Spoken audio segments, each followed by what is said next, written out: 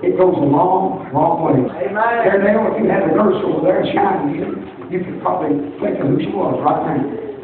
Wouldn't have been trouble. Why? Because she went out of the way. You know what kindness does? Kindness goes above and beyond what other people will do. Kindness will offer help when everybody else passes by. Amen. Kindness will just stop and with a good kind voice and a kind word say, is there anything that I can do to help you? Or kindness will go up to someone that's in trouble and slip them something when you know they're hurting and they don't have much. Kindness is just an act that we do. But you know, kindness that's fabricated is not kindness. Kindness that comes from the heart, Brother Roger, is real kindness. And it has to be in the heart. People that are kind, they just don't learn to be that way. God puts that in their heart. And they try to be kind. And number two is love.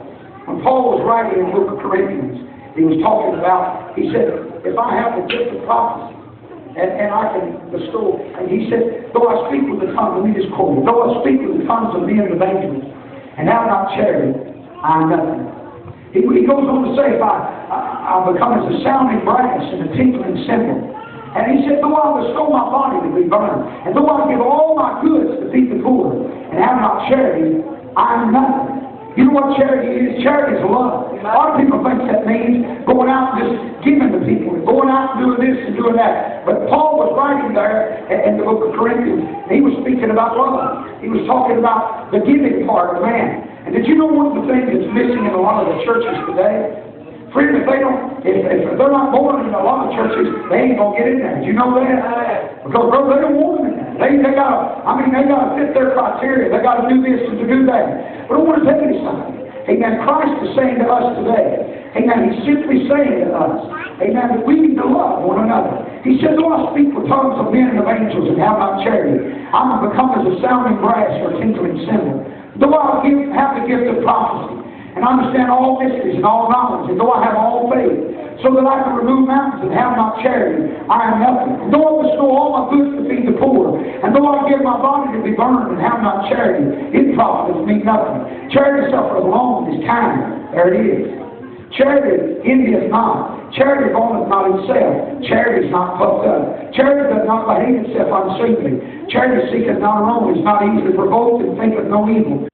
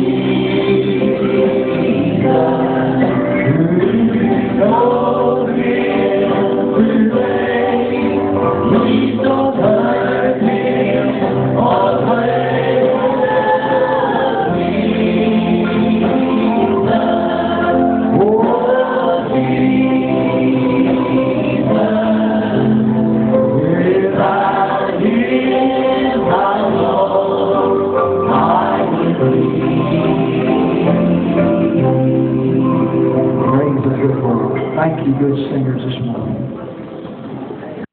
To see people saved, amen. That's what we're in this thing for. If I don't ever see nobody shout under my preaching, it won't ever hurt my feelings. If I don't ever see anybody run or sing a great song under my preaching, it won't ever hurt my feelings. But if I can see one lost soul. Brother Roger talking about God first, and I can't put the hand on that.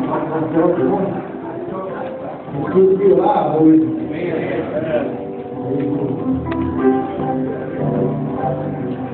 We'll be out in the crowd. I used to